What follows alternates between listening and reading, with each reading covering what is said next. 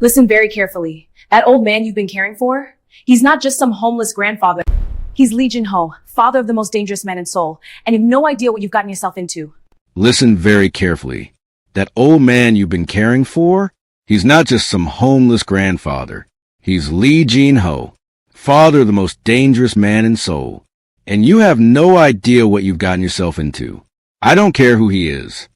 I care that he's 83 years old and was dying the street when I found him. I care that he has nowhere else to go. Then God help you. Because when his son shows up, and he will show up, your entire world is about to be turned upside down. You think you know where this story is going. You don't. Because what happens when a simple act of kindness collides with the Korean Mafia isn't what you'd expect. This isn't just a story about danger and protection. It's about a man who ran from his son for 20 years, a woman who opened her home to a stranger, and a love that changed everything. If you believe in second chances, in family that's chosen not given, in the power of compassion to transform even the darkest life, then you need to hear this. Hit that like button right now if you're ready for a story that will completely wreck you, and subscribe because you won't want to miss how this ends. Trust me on that. Now, let me tell you how it all began. The power had been out for 3 days in Addis Ababa when Selam Tesfaye first saw the old man. August in Ethiopia meant rain, not the gentle kind that whispers against windows, but sheets of water that turned streets into rivers and made the corrugated tin roof sing like war drums. The kind of rain that soaked through your clothes in seconds and turned the unpaved side streets into rivers of red mud. Selam was exhausted, 27 years old, working double shifts at Blacklight Hospital and barely keeping her head above water, literally and figuratively. The nursing shortage meant she was covering for 3 people, and her feet hurt so badly she'd stopped feeling them somewhere around hour 14. But it wasn't just the physical exhaustion. It was the loneliness. 3 months ago, her grandmother had died, the woman who'd raised her after her parents' car accident when she was 12, the woman who'd sacrificed everything to send Selam to nursing school, the woman whose voice Selam still heard in quiet moments, speaking in Amharic, full of wisdom and warmth and unconditional love. Now the small house in the bold district that had always felt full of life was just empty, too quiet, too big for one person, even though it was barely 900 square feet. Just Selam and memories and the weight of being the last one left. She was navigating the flooded streets, her umbrella doing absolutely nothing against the wind, when she saw him, an old man, Asian, Korean maybe, collapse against the wall of the abandoned shop next to her property. At first, she thought he was already dead. The way his body was slumped, the unnatural stillness, the complete lack of response to the rain pounding down on him. But then she saw his chest move. Barely. A shallow breath that looked like it hurt. Selam had been a nurse for 5 years. She'd seen death enough times to recognize approaching, to know what it looked like when someone was in the final stages. And this man, whoever he was dying. His clothes had been expensive once. She could tell by the fabric, by the cut of the jacket, custom tailored. Silk blend. Probably cost more than she made in a month. But now they were soaked through, mud-stained, torn at the shoulder. His silver hair was plastered to his skull. His lips had a bluish tint that made her nurse instinct scream hypothermia. And his skin, when she pressed 2 fingers to his neck, checking for a pulse, was clammy and cold. She should call an ambulance. That was the protocol. The smart thing. The thing they taught you in nursing school. Let the authorities handle it. Don't get personally involved. But the hospitals were overwhelmed. She knew that better than anyone. She'd just come from one. The ambulances were few and stretched thin across a city of millions. By the time one arrived, if one arrived, this man would be dead, and her grandmother's voice echoed in her head, clear as if she was standing right there. Yalem Lijak Kulachu Kuegziabernachu. All the world's children belong to God. You help when you can. Selam. You always help when you can. Selam crouched down in the flooded street, her knees hitting the wet pavement, and tried to assess. Pulse steady but present. Breathing shallow and labored. Temperature dangerously low. Possible pneumonia from the sound of his lungs. Definitely dehydrated based on his skin turgor. He needed immediate intervention. Warming, fluids, monitoring. The old man's eyes fluttered open.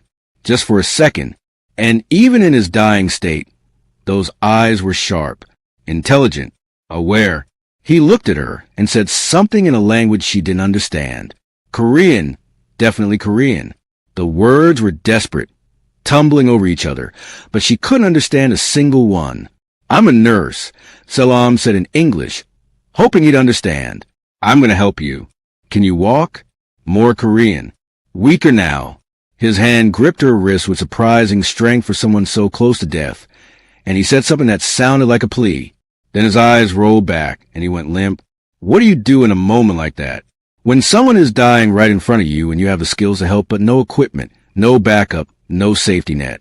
When every logical part of your brain is screaming that this isn't your responsibility, that you're already exhausted, that you have your own problems, you do what Selam did.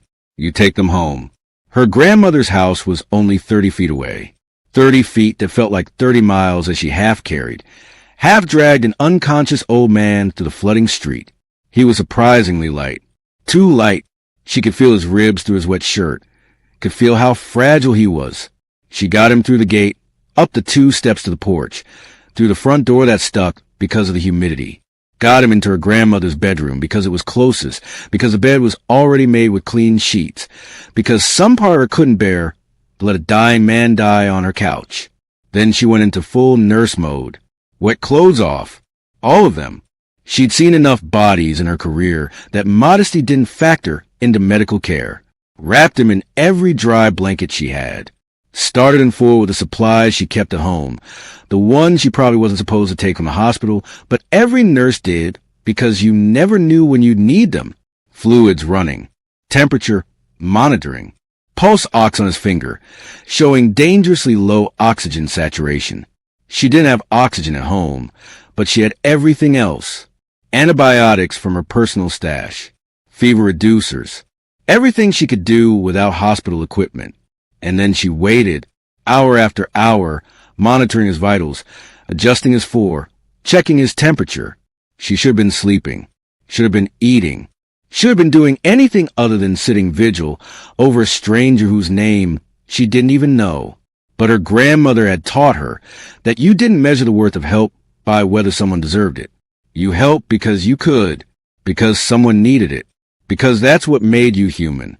He didn't wake that night. Or the next day. For 72 hours, Selam cared for a man whose name she didn't know. In between her shifts at the hospital, she'd work 14 hours, come home, check his vitals, change his four, feed him broth when he was semi-conscious enough to swallow. Her co-workers asked why she looked so exhausted. She said she wasn't sleeping well, which was true, just not the whole truth. On the 4th day, his eyes opened, really opened, and he looked at her with an expression she couldn't quite read. Confusion, gratitude, fear, all of it mixed together. You saved me. His English was accented but clear. He'd been able to speak it all along. Selam nearly dropped the water glass she was holding. You speak English. Some. Not good.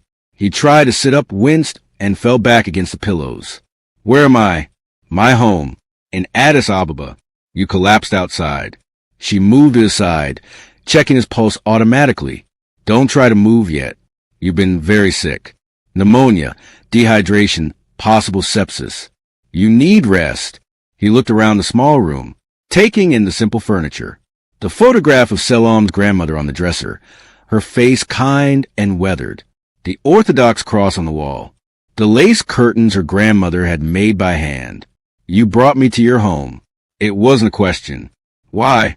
Because you were dying. You don't know me. Didn't matter.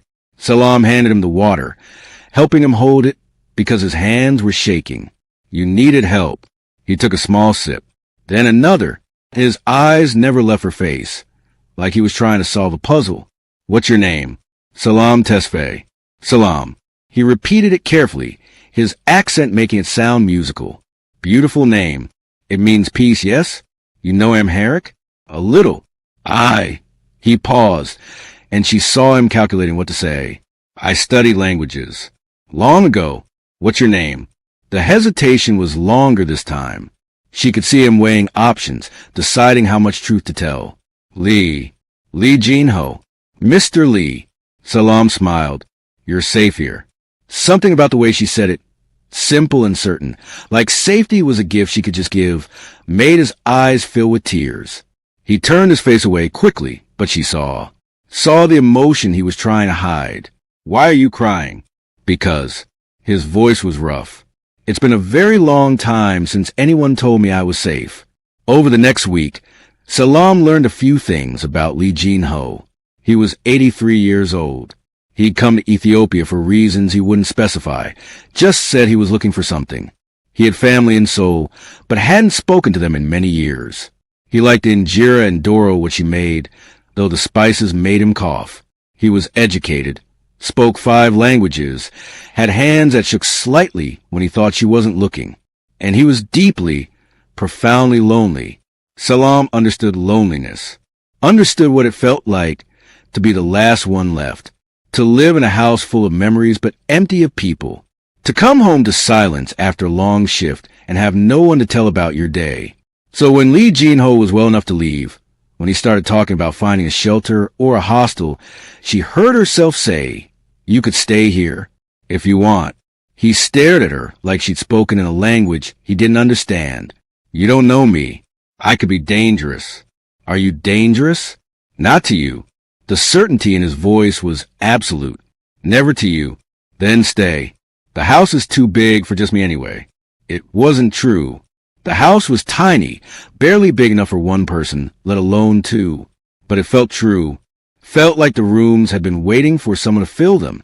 Felt like her grandmother would have wanted this. "Why would you do this?" Lee Jin-Ho's voice was quiet. "Let a stranger stay in your home? Because everyone deserves a home. And because." Selam looked at the photograph of her grandmother on the dresser. "Because I think you need one as much as I do." He stayed. They fell into a rhythm over the following weeks. Selam would work her shifts at Black Lion Hospital, while Lee Jin-Ho slowly regained his strength. She'd come home to find him sitting in the small living room, reading one of her grandmother's books, or attempting to prepare tea in what he said was the Korean style. He tried to make injera once. It was a disaster.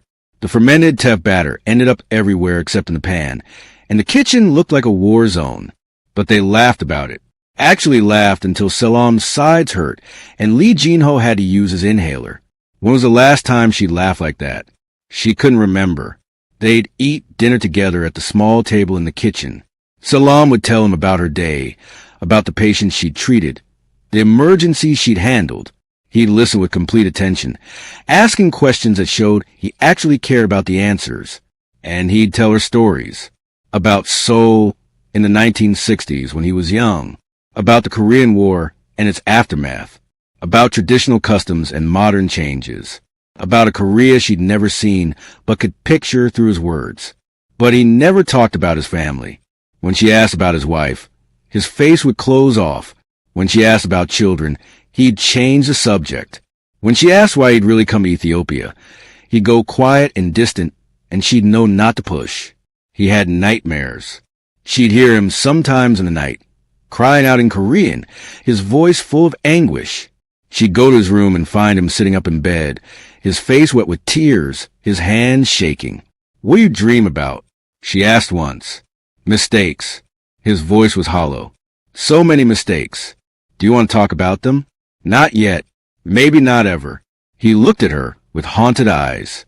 Some things are too heavy to share. So she didn't push.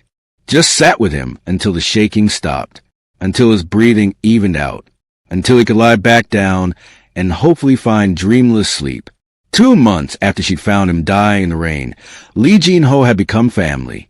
Not the family of blood and obligation, but the family of choice, of shared meals and comfortable silences, of someone waiting when she came home late, of someone who cared if she was safe. He'd fixed the leaking pipe under the kitchen sink, repaired the broken latch on the gate, organized her grandmother's recipe cards that Selam had been meaning to sort for months. Small things, domestic things, the things family did.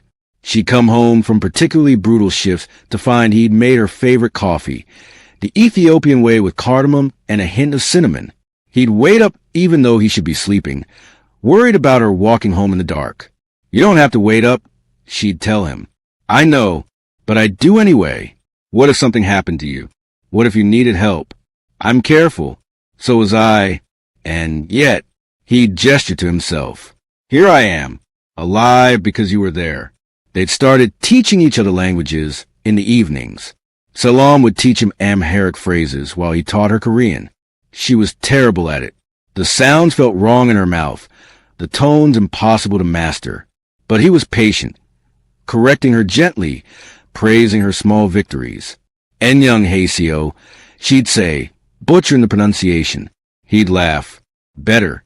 Try again. Enyang Haseo. Enyang Haseo. Good.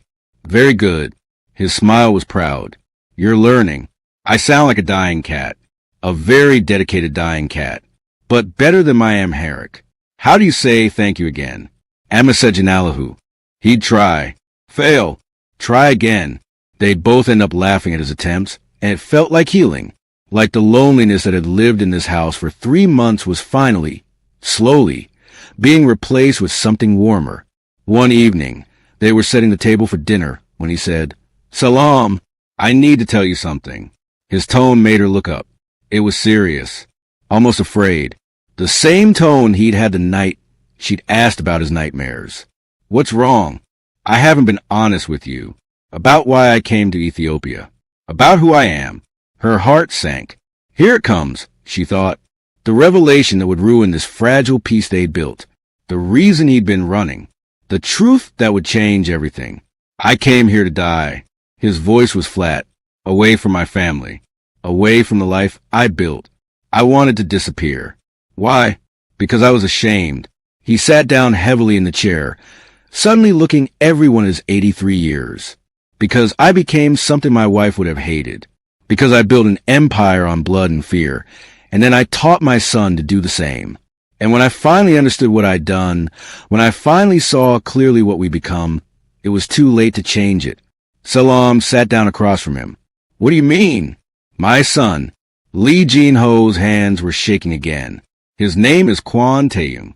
In Seoul, that name means something. It means power. It means fear. It means the kind of man you cross the street to avoid. What does your son do? He runs a family business. But it's not a legitimate business, Selam. It's organized crime, protection rackets, underground gambling, money laundering. He paused. Violence when necessary. And I taught him all of it. You taught him. I built the empire. I showed him how it worked. I trained him to be ruthless, to be strategic, to do whatever was necessary to survive and thrive. Lee Jin-Ho's voice cracked. And then my wife died, and I finally saw what I'd become, what I'd made him become. And I couldn't watch him destroy himself anymore. So you ran. So I ran. 20 years ago. I left him a letter, and I disappeared. Came to Ethiopia where his mother and I had honeymooned 40 years earlier, where I thought I could find some peace before I died. Does he know where you are? No.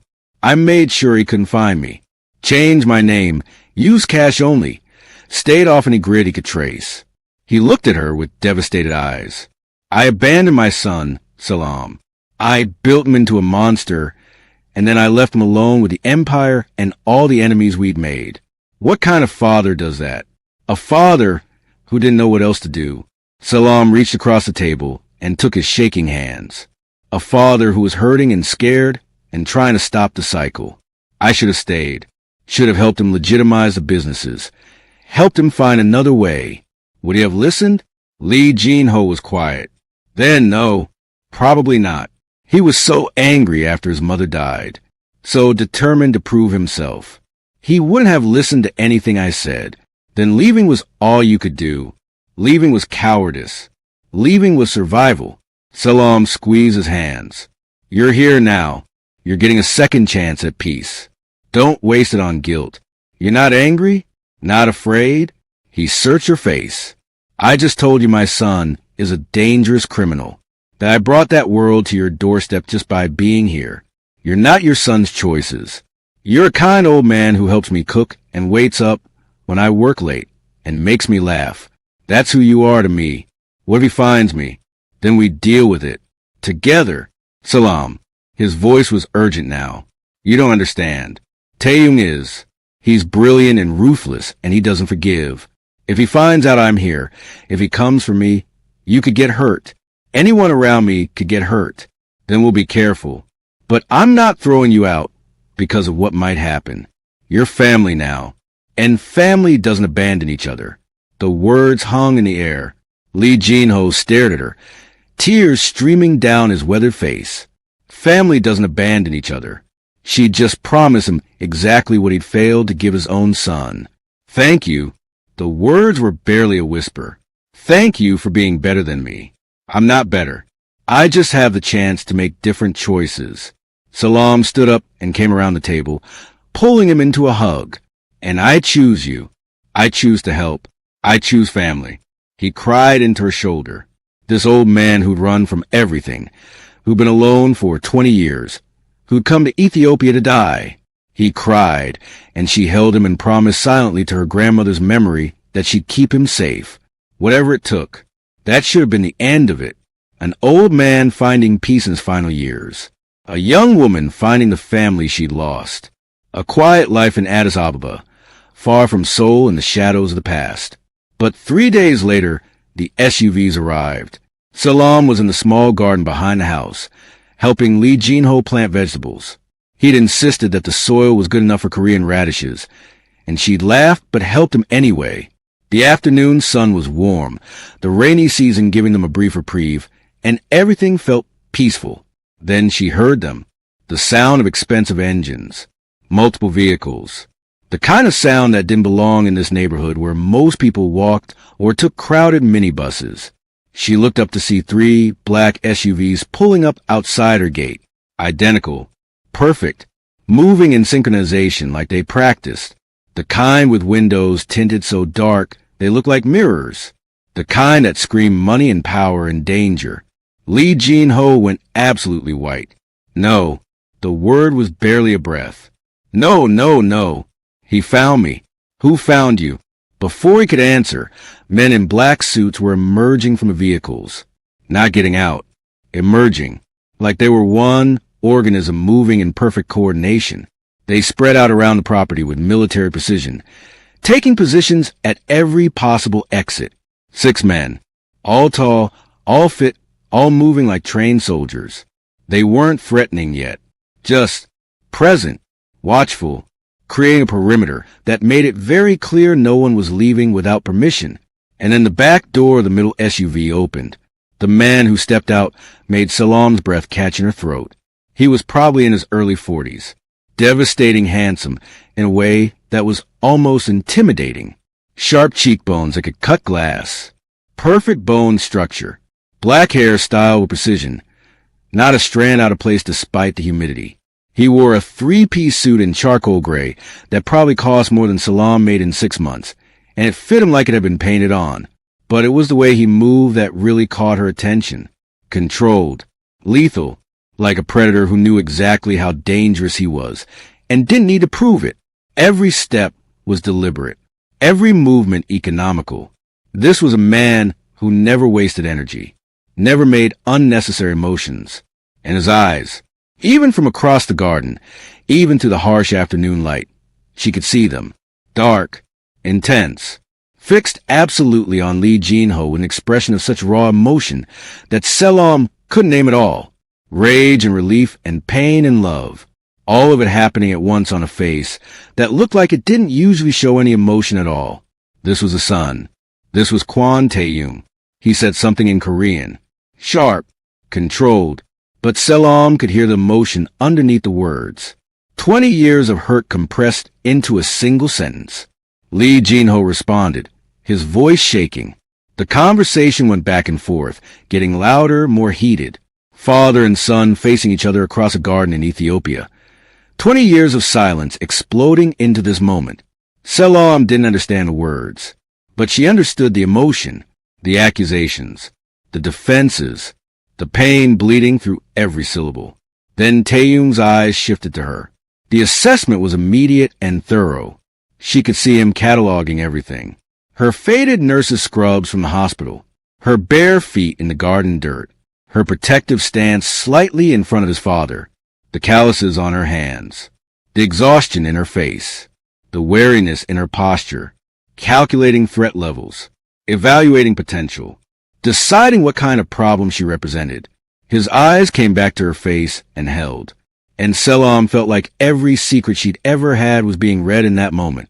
He switched to English. His accent was crisp, precise, the product of expensive international education. You, explain how you know my father. Selam lifted her chin. She wasn't going to be intimidated, not in her own home, not when Lee Jin-Ho was shaking beside her. He lives here, with me, lives here. The disbelief in his voice was sharp. My father has been missing for 2 years. 2 years. I've had people searching 3 continents. I've spent millions on private investigators. And you're telling me he's been living in your house? I found him dying in the street 3 months ago. I brought him home and cared for him. Something flickered in Taeyung's expression.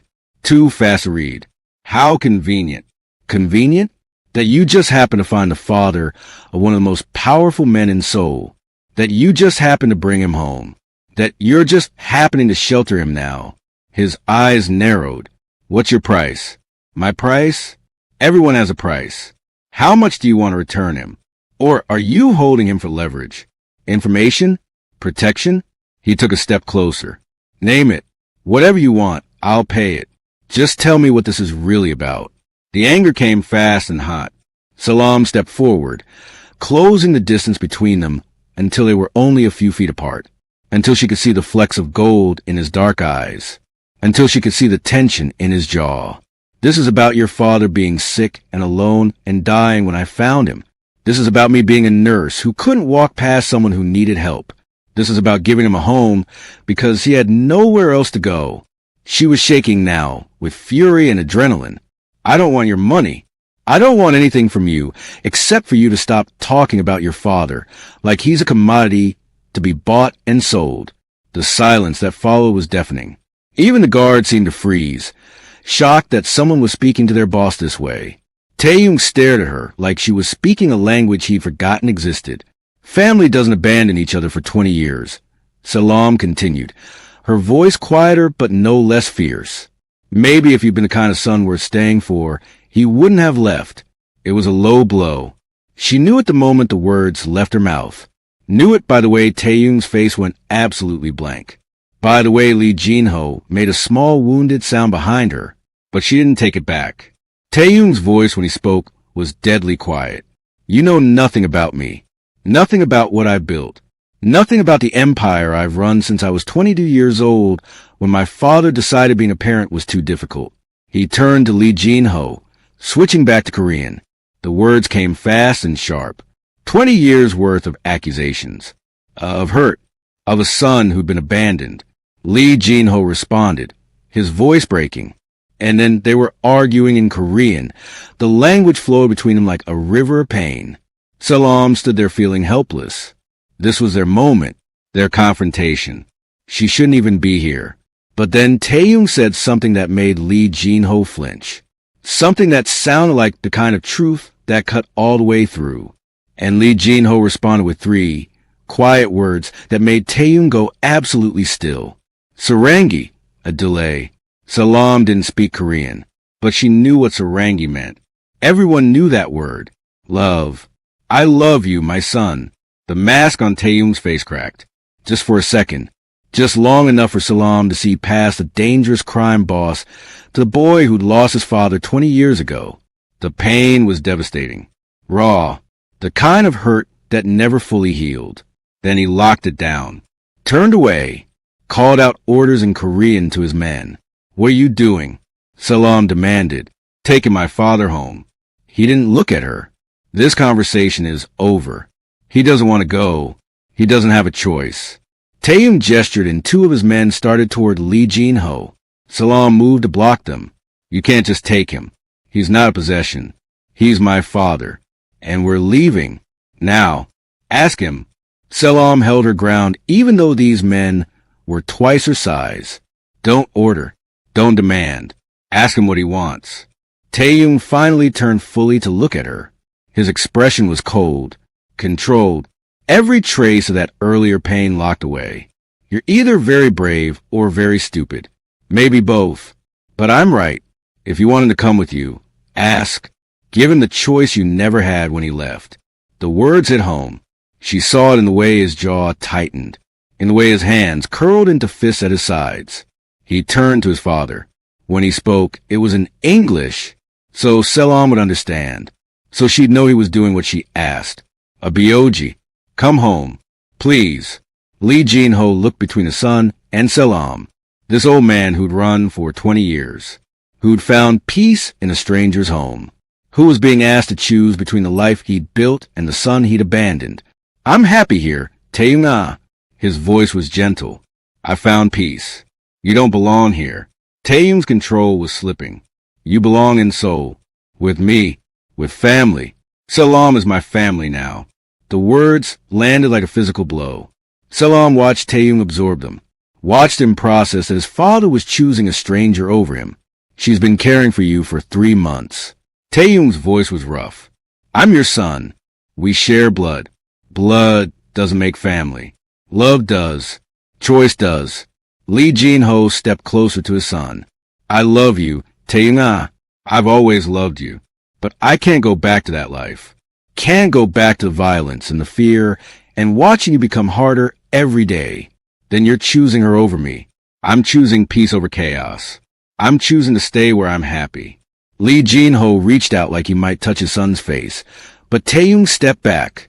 I'm sorry for leaving, for failing you, for all of it, but I can't go back. Fine. The word was flat. Dead. Stay. Play house with your stranger. But don't expect me to wait another 20 years for you to decide you want a son again. He turned and walked toward the SUV. His men followed in formation. The engine started. And then Lee Jin-Ho called out, Taeyong. Wait. The SUV stopped. Taeyong didn't get out, but the window rolled down. Lee Jin-Ho walked slowly to the vehicle. Spoke in Korean, his voice soft but clear.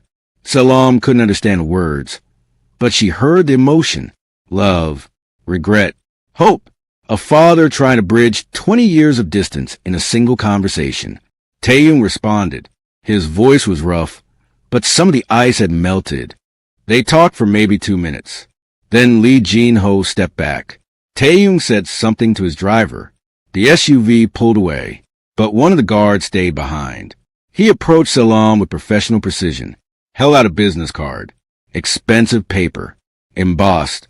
Mr. Kwon requires weekly updates on his father's health.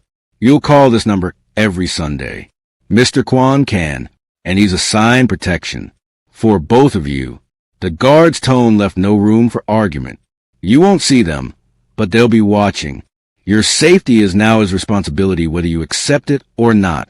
Then he was gone, climbing into the remaining SUV and driving away, leaving Selam holding a business card and Lee Jin-Ho looking 20 years older.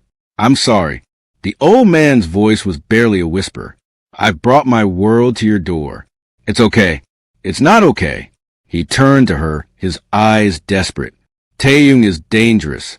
Selam. Not to me. Never to me, but to anyone he sees as a threat or a weakness. The people he's crossed, the enemies he's made over the years, they'll use anyone connected to me to hurt him, which means you're a target now. Selam looked at the business card in her hand. Kwon Taeyong. And a phone number with a Seoul area code. Then we deal with it. Together. You keep saying that. Together. But you don't understand what you're promising. These aren't good people. They won't hesitate to hurt you to hurt him. Then we'll be careful. Selam put the card in her pocket. But I'm not going to live in fear. And I'm not going to throw you out because your son is complicated. Complicated. Lee Jin-Ho laughed. But there was no humor in it. That's a generous word for it. They went inside. Made dinner. Tried to pretend everything was normal. But Selam couldn't stop thinking about Taeyong. About the pain in his eyes when his father chose to stay. About the way he'd looked at her like he was trying to solve an impossible equation. About the fact that she was now, apparently, under protection of one of Seoul's most dangerous men. Her quiet life had just gotten infinitely more complicated, and something told her this was only the beginning. What Selam didn't expect was for Taeyong to show up at her door 3 days later. It was late evening, almost 9. She'd just gotten home from a double shift, her feet aching, her scrub stained with someone else's blood from an emergency surgery. She was looking forward to the coffee Lee Jin-Ho would have waiting, to sitting in comfortable silence, to pretending her life hadn't just been invaded by the Korean Mafia. Instead, she found Taeyong sitting at her kitchen table. He looked perfectly at ease in her small house, like he belonged there. He'd removed his suit jacket, draped it over the back of the chair. His white dress shirt had the sleeves rolled up to his elbows, revealing forearms that were more muscular than his suits had suggested. His hair was slightly messed, like he'd been running his hands through it. He looked more human than he had in the garden, but no less dangerous. "How did you get in?" Selam demanded. "Your locks are terrible." He gestured to the chair across from him. "Sit. We need to talk. This is my house. I'll sit if I want to. Then I'll stand." He rose smoothly. "We need to discuss my father's care. He's fine. Healthy. Happy. I want medical reports. Full workups. I'll pay for any tests, any treatments he needs. I'll arrange for the best doctors in Addis Ababa to examine him. He doesn't need treatments. He needs peace. He needs proper medical care." Taeyong's voice was controlled, but she could hear the edge in it. He's 83 years old with a history of heart problems. He had rheumatic fever as a child that damaged his mitral valve. He's on blood thinners for atrial fibrillation. He has early-stage kidney disease. Selam blinked. "How do you know all that?" "Because I know everything about my father. His medical history, his medications, his allergies, his favorite foods, his fear of thunderstorms. I know him, Miss Tesfaye. Perhaps better than you do after 3 months of playing house." The words stung because there was truth in them, but Selam stood her ground. "Knowing facts isn't the same as knowing a person. And you think you know him? I know he laughs when I butcher Korean pronunciation. I know he helps me cook even though the spices irritate his throat. I know he waits up when I work late, because he worries. I know he cries in his sleep sometimes and won't tell me why." Selam crossed her arms. "I know he's happy here. Can you say the same about the 20 years he spent in Seoul with you?" Taeyong's jaw tightened. The only visible sign, she'd hit a nerve. Happiness is temporary. Family is permanent. Then why did he run from you? The question hung in the air like a weapon. Taeyong's expression went carefully blank. "That's between my father and me. He's not going back to Seoul. Not unless he chooses to. I'm not here to take him." Taeyong pulled an envelope from inside his jacket. "I'm here to ensure his safety. And yours." He placed it on the table. It was thick, heavy, manila folder full of documents. "Inside is information about the threats you're both now facing. People who know my father is alive will try to use him, and you, against me. You need to understand what you're dealing with." Selam opened the envelope. Inside were photographs, documents, intelligence reports, images of violence she couldn't unsee, crime scene photos, surveillance pictures, names of organizations she'd only heard whispered about, proof that Taeyong's world was even more dangerous than she'd imagined. One photograph showed a building that had been bombed. Another showed bodies. She closed the folder quickly, her stomach churning. "Why are you showing me this?" "Because my father seems determined to stay in your life, which means you're in mine whether I like it or not." His eyes were serious. "And I protect what's mine. I'm not yours. You're sheltering my father. You're now under my protection. That makes you mine." The possessiveness in his voice should have been offensive. Instead, it sent a shiver down Selam's spine that she absolutely did not want to examine. "I don't need your protection." "You do. You just don't know it yet." He headed for the door, then paused. "I'll be checking on him. Regularly. Get used to seeing me, Miss Tesfaye." And then he was gone, leaving Selam with an envelope full of nightmares and the unsettling feeling that her life had just gotten infinitely more complicated. True to his word, Taeyong started showing up regularly. Not every day, but enough that Selam started anticipating his visits. He'd arrive in the evening, usually around dinner time, and sit with his father. They'd talk in Korean, their conversations ranging from tense to almost comfortable. And Selam would cook for them both, because that's what you did when people were in your home. Even intimidating crime bosses who looked at you like they couldn't quite figure you out. The first few visits were awkward, stilted. Lee Jin-Ho and Taeyong circling each other like wounded animals, testing boundaries, trying to figure out how to be father and son again after 20 years. But slowly, carefully, something started to shift. The fourth visit, Taeyong actually helped with dishes. Selam was washing while Lee Jin-Ho had gone to rest, and suddenly Taeyong was beside her at the tiny sink, drying plates with methodical precision. "You don't have to help," she said. "My mother taught me to clean up after myself." He took a wet plate from her hands, their fingers brushing briefly. It was the first personal thing he'd shared. The first crack in the armor. "She sounds like she was a good woman." "She was." His voice went soft. "She died when I was 16. Heart attack. Sudden. One moment she was laughing at dinner. The next she was on the floor, and nothing we did could save her. I'm sorry. My father fell apart after that. Started drinking. Stopped caring about the business. Stopped caring about anything. So I took over. At 16? Someone had to." He set down the dried plate with careful precision. "The people who worked for us, they needed leadership. Our enemies needed to know we were still strong. So I became strong." Selam heard the words he didn't say. "I became hard. I became ruthless. I became everything necessary to survive." That's too much weight for a child to carry. I wasn't a child anymore. Not after that night. When you watch your mother die and your father break, you grow up fast. They worked in silence for a while. The rhythm of washing and drying. Comfortable in a way Selam hadn't expected. "Thank you," Taeyong said quietly. Selam nearly dropped the dish she was washing. For what? For giving him peace. For being kind when you had no reason to be. He turned to look at her, his expression vulnerable in a way she hadn't seen before. "I've spent 20 years being angry at him for leaving. But seeing him here, seeing him smile again, seeing him happy, maybe I understand it better now. He loves you. You know that, right? He has a strange way of showing it. Running away. Hiding for 2 decades. So, do you?" Selam met his eyes. "You show up here every few days, pretending it's about security and medical care. But really, you just want to see your father, to make sure he's okay. To be near him, even if you're still angry." Taeyong's jaw tightened. "You think you have me figured out? I think you're more than the monster your father made you out to be. I think you're a son who misses his dad and doesn't know how to say it." The vulnerability in his expression shattered into something defensive. "You don't know anything about me, Miss Tesfaye. Then tell me. Help me understand." For a moment, she thought he might. His mouth opened. She could see the words forming. The desire to share warring with years of keeping everything locked inside. But then his phone rang.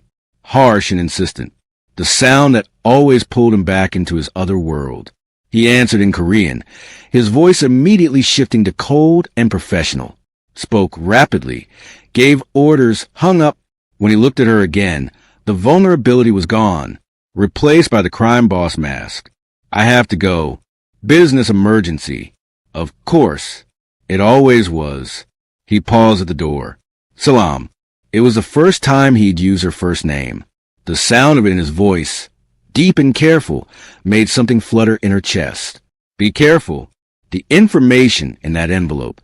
The threats I told you about, they're real. Don't go anywhere alone after dark. Don't trust anyone new.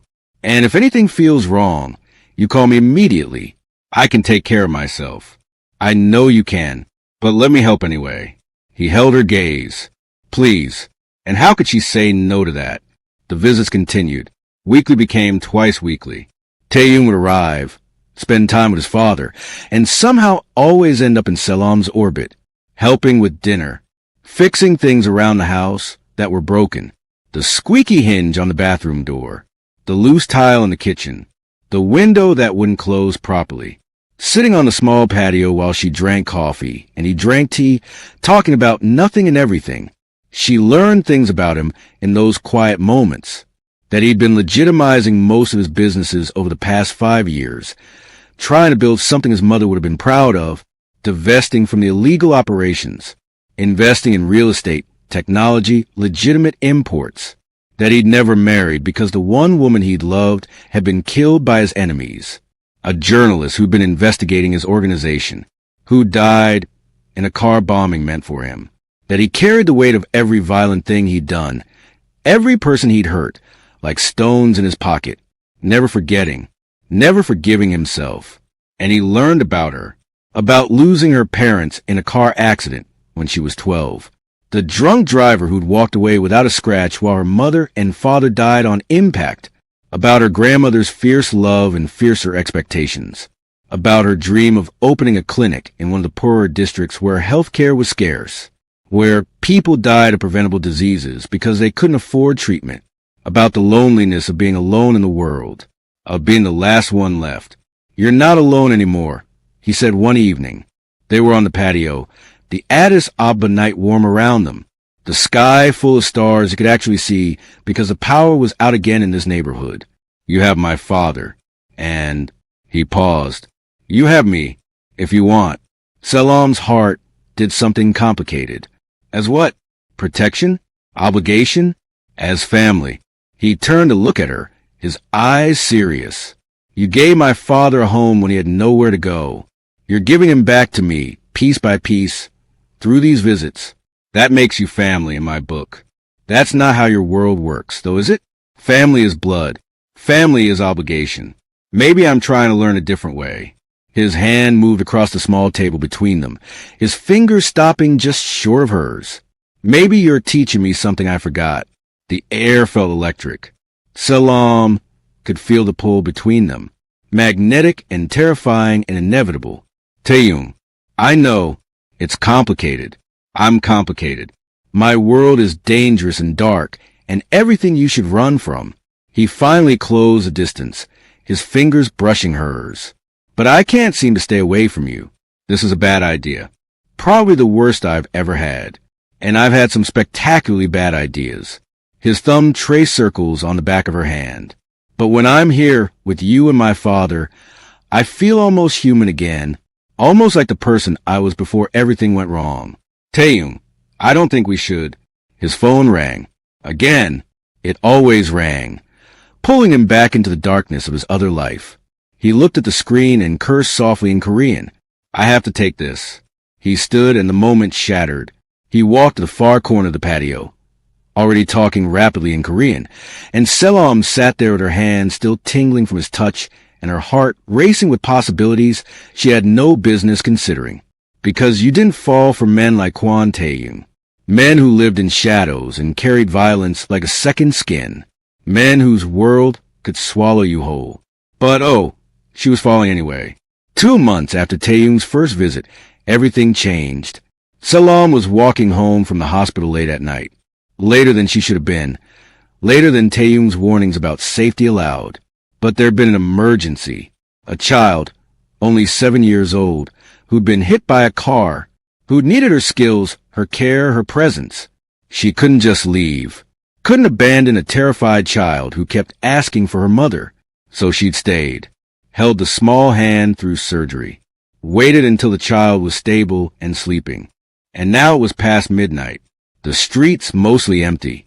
The neighborhood dark because the power was out again. She was 3 blocks from home when she realized she was being followed. 2 men, walking just far enough behind to seem casual, but close enough that she could feel their attention like a weight on her back. Her nurse training kicked in immediately. Elevated heart rate. Adrenaline spike. Fight or flight response. She walked faster. They matched her pace. She turned down a side street, hoping to find the guards Taeyong had mentioned, the ones who were supposed to be watching. Where were they? Weren't they supposed to be protecting her? The men closed the distance. One of them called out in accented English, "Miss Tesfaye, we just want to talk."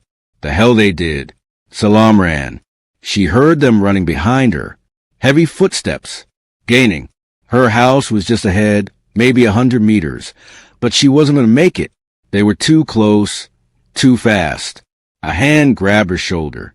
She spun, using the self-defense moves her grandmother had insisted she learn. Struck out with her elbow, connected with something, heard a grunt of pain. But there were two of them. The second man grabbed her from behind, an arm around her waist, lifting her off the ground. She screamed, kicked, fought with everything she had. And then a car screeched to a halt between her and her attackers. The door flew open and Taeyong emerged, and the expression on his face was absolutely murderous. He said something in Korean. Low, controlled, deadly. The man holding Selam dropped her immediately. Both men stepped back, hands up in surrender, and Selam saw recognition flash across their faces. Recognition and fear. They knew who he was. They knew what he was capable of. But Taeyong wasn't accepting surrender. He moved with lethal speed, and Selam watched in shocked horror as he systematically took both men down. It was brutal, efficient, terrifying. This wasn't fighting. This was violence. Pure and controlled and devastating. He broke the first man's arm. The crack was audible. The scream louder. The second man tried to run, but Taeyong caught him, slammed him against the wall, hit him with precision in places Selam knew would cause maximum pain without killing. When both men were unconscious on the ground, Taeyong made a phone call, spoke rapidly in Korean. Then he turned to Selam, and his expression shifted from rage to concern so fast it gave her whiplash. Are you hurt? His hands were on her shoulders, her arms, checking for injuries with thoroughness that spoke of experience. I'm fine. You're not fine. You're shaking. He pulled her against his chest, his arms wrapping around her, and Selam let herself be held while the adrenaline crash hit, while her legs turned to jelly and her hands started trembling. God, Selam, what were you doing out here alone? I had to work late. There was a child. She was hurt. I couldn't leave. I don't care. His voice was fierce. You call me. You always call me when you need to be out late. That's the rule. I'm not your responsibility. Yes, you are. He pulled back just enough to look at her face, his hands framing her cheeks. You are absolutely my responsibility. You and my father are all I... He stopped, jaw clenching, like he'd almost said something he wasn't ready to say. All you what? Selam whispered. All I have that's worth protecting. The words sounded like they'd been dragged out of him. Do you understand? Enemies from my past are circling, looking for weakness. And you, his thumb traced her cheekbone. You're my weakness now. Taeyong, I'm falling for you. Have been falling since the first time you stood up to me in your garden and told me family was about choice, not blood. Since you refused my money and my threats and looked at me like I was worth something more than fear. He searched her face. Tell me to stop. Tell me this is impossible. Tell me you don't feel this too. Selam should have said all those things. Should have been smart, practical, safe. Instead, she whispered, I can't, because I feel it too. He kissed her then. Right there on the street, with unconscious men at their feet and danger all around them. Kissed her like she was air and he'd been drowning. Like she was the answer to questions he'd stopped asking years ago. And Selam kissed him back, her hands fisting in his shirt, her heart racing for entirely different reasons now. When they finally broke apart, both breathing hard, Taeyong rested his forehead against hers. This is a terrible idea. The worst. My world will destroy you. Or maybe I'll change your world. She smiled against his lips. You said, I already have. He laughed. The sound rough and real, and so human it made her chest ache. Come on, let's get you home. What about them? She gestured to the unconscious men. They'll be dealt with. His voice went cold again. They won't bother you again. Or anyone else. Selam didn't ask what that meant. Didn't want to know. They walked the remaining block to her house, his arm around her shoulders, her body tucked against his side. And when they reached the door, Lee Jin-Ho was waiting. He took one look at them, at their joined hands, at their expressions, and he smiled. Finally, I was wondering how long you two would be stubborn. You knew? Selam demanded. A father knows when his son is in love. Lee Jin-Ho's eyes were warm. And you, he pointed at Selam. You've been looking at him the same way for weeks. Taeyong actually blushed. Selam had never seen him blush before. It was devastatingly charming. That night, after Lee Jin-Ho had gone to bed, Taeyong and Selam sat on the patio. But this time, there was no space between them. His arm was around her shoulders, her head on his chest, both of them breathing in sync. What happens now? Selam asked. Now I make sure you're safe. I've already assigned closer protection. You won't be alone again. I meant with us. With us. He pressed a kiss to the top of her head. I don't know. I've never done this before. Never let someone in like this. I'm scared. Your world is so different from mine. I know, and I won't lie to you. It's dangerous. The people I've crossed, the enemies I've made, they won't hesitate to hurt you to hurt me. So what do? We're careful. We're smart. And we don't let fear stop us from having something real. He tilted her chin up so he could look at her. You're the best thing that happened to me in 20 years, Selam Tesfaye. I'm not giving that up without a fight. They had 6 perfect weeks. 6 weeks of stolen moments and careful dates. 6 weeks of Taeyong showing her parts of Addis Ababa she'd never seen. Expensive restaurants where he'd rent out the entire place just so they could have privacy. Quiet cafes where they'd sit for hours talking about everything and nothing. 6 weeks of building something beautiful in the midst of all the darkness. Taeyong started pulling back from the violent side of his business, divesting more aggressively, using his considerable power to legitimize everything he could, making deals with rivals to secure peace. Also, he could build a future that included her. Lee Jin-Ho bloomed with both of them in his life. He smiled more, laughed more. The nightmares became less frequent. He'd watch them together on the patio, and his expression would be content, like he'd finally found what he'd been searching for. It felt like family, like home, like everything Selam hadn't known she'd been missing.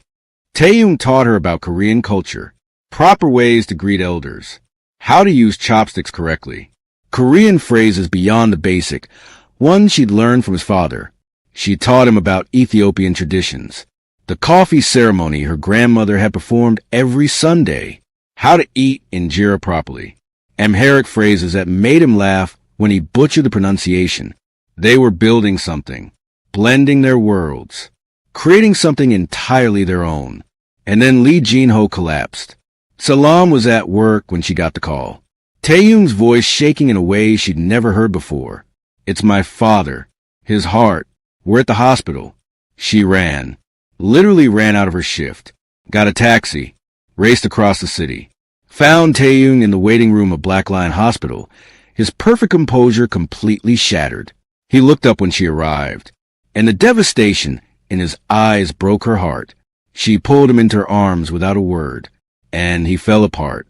This strong, dangerous man who'd built an empire on control, breaking in her embrace. He was laughing. Taeyong's voice was raw against her shoulder. We were talking about my mother, about her favorite flowers. And he was laughing. And then his chest. He couldn't breathe. Sure, it's okay. He's strong. He'll make it. You don't know that. I know he has something to fight for. He has you. He has me. He has the family he's built. The surgery took 8 hours. 8 hours of Taeyong pacing like a caged animal. 8 hours of Selam holding his hand. 8 hours of both of them praying to whatever deity might be listening. When the doctor finally came out, his expression was grave. The surgery was successful, but the damage was extensive. His heart is very weak. He'll need round-the-clock care, possibly a transplant, though at his age, the complications, whatever he needs. Taeyong interrupted, his voice hoarse. Cost doesn't matter.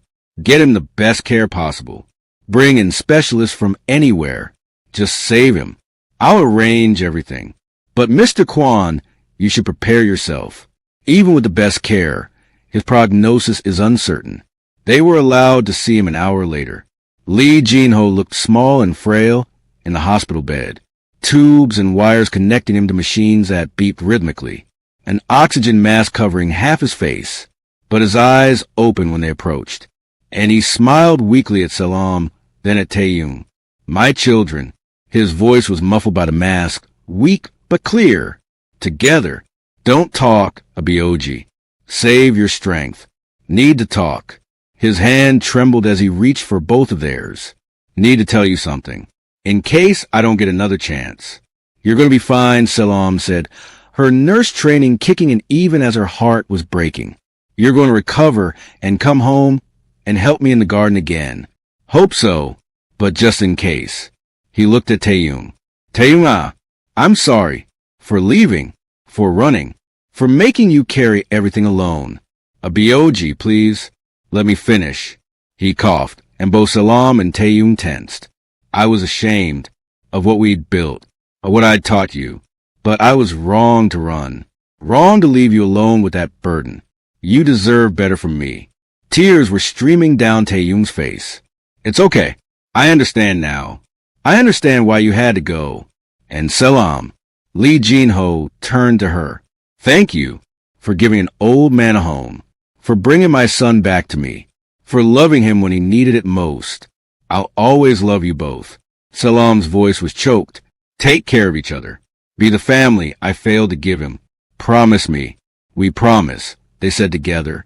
Lee Jin-Ho closed his eyes, exhausted from the effort, and Selam and Taeyong sat on either side of his bed, holding his hands, holding each other, forming a circle of family that had been broken and was now, finally, whole again.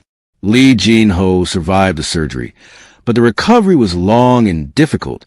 Selam took a leave of absence from the hospital to care for him full-time.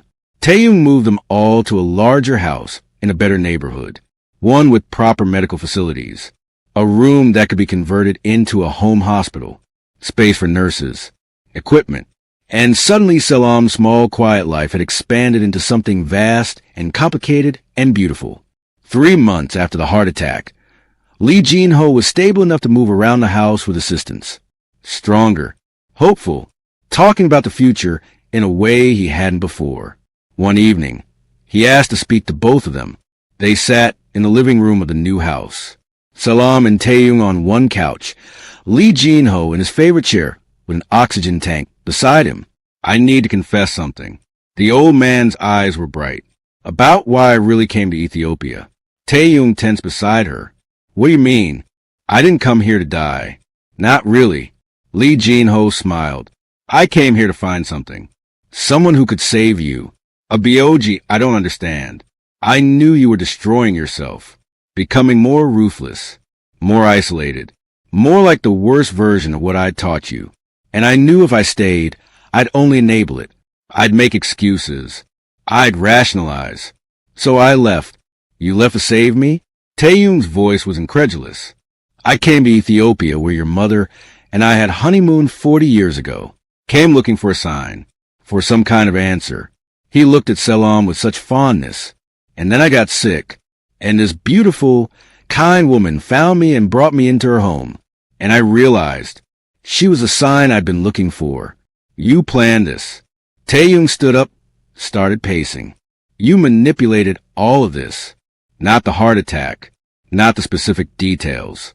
But I knew if I stayed in one place long enough, you'd find me eventually. You're too good at what you do. Too thorough. Lee Jin-Ho's smile was gentle. And I knew when you did, you'd see what I'd seen. Someone worth changing for. Someone who saw past the violence to the man underneath. You manipulative old man. But there was affection in Taeyong's voice. I prefer strategically minded. Lee Jin-Ho laughed, then coughed. Did it work? Taeyong looked at Selam, his eyes soft with everything he felt. Yeah, Bioji. It worked. 6 months later, they got married in the garden of their new house.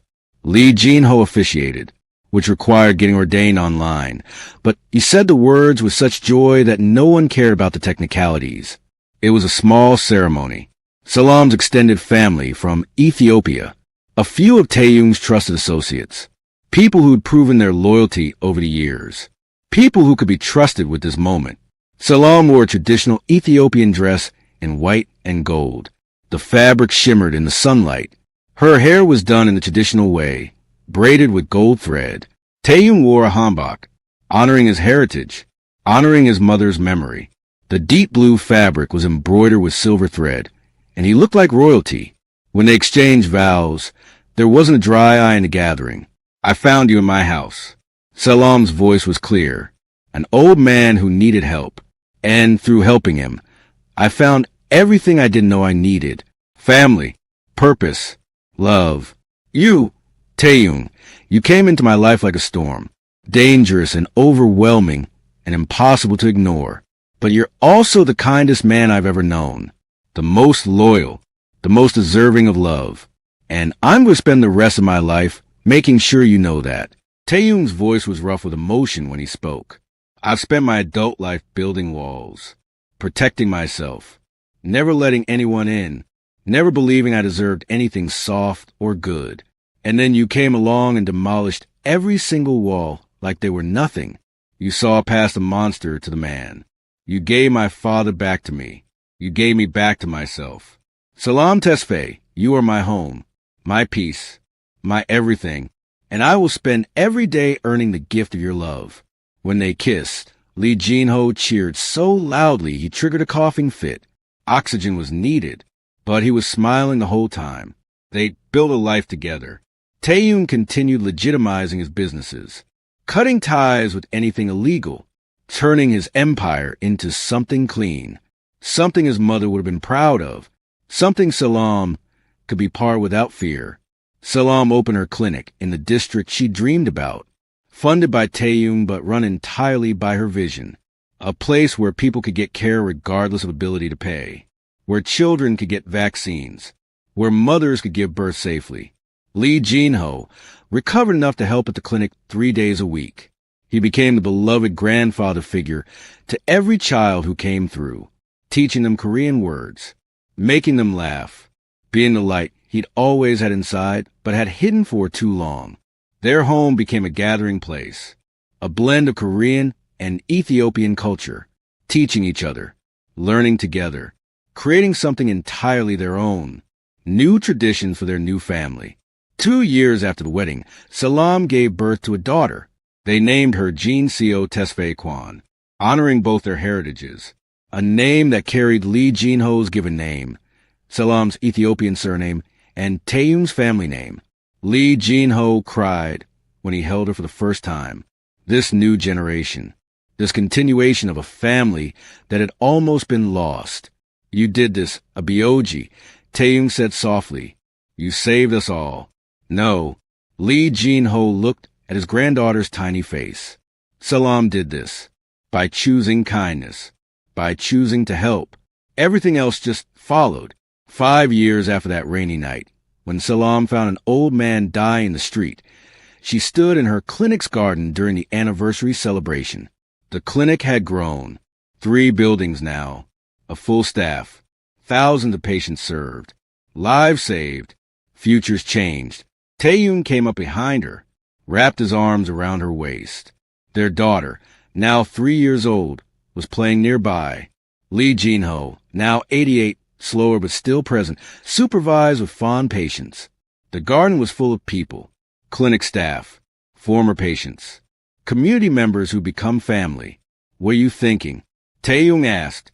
That I almost didn't help him. Selam leaned back into his embrace. Your father. I was tired and late, and it would have been easier to just call someone else. My whole life changed because I chose kindness over convenience. Our whole lives changed. He kissed her temple. You saved him. And in doing that, you saved me too. We saved each other. Selam turned in his arms, standing on her toes to kiss him. That's what family does.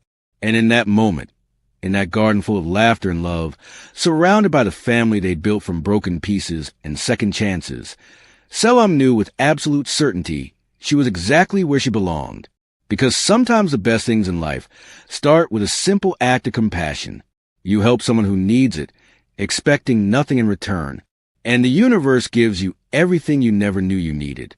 A father, a husband, a daughter, a love that crosses oceans and cultures, and all the boundaries the world tries to put between people.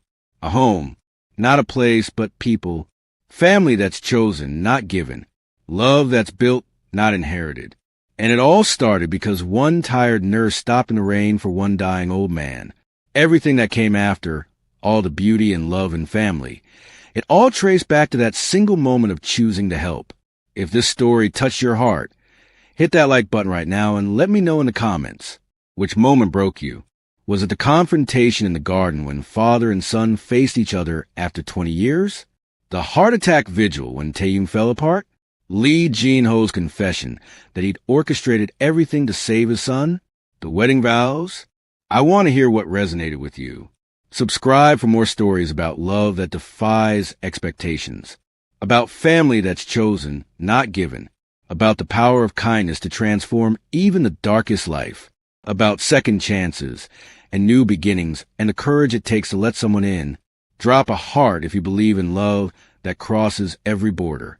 If you believe one act of compassion can change everything. If you believe family is about who stays, not who shares your blood. See you in the next story. And remember, you never know how one act of kindness might change your entire world. The next time you see someone who needs help, stop. Because you might not just be saving them. You might be saving yourself too.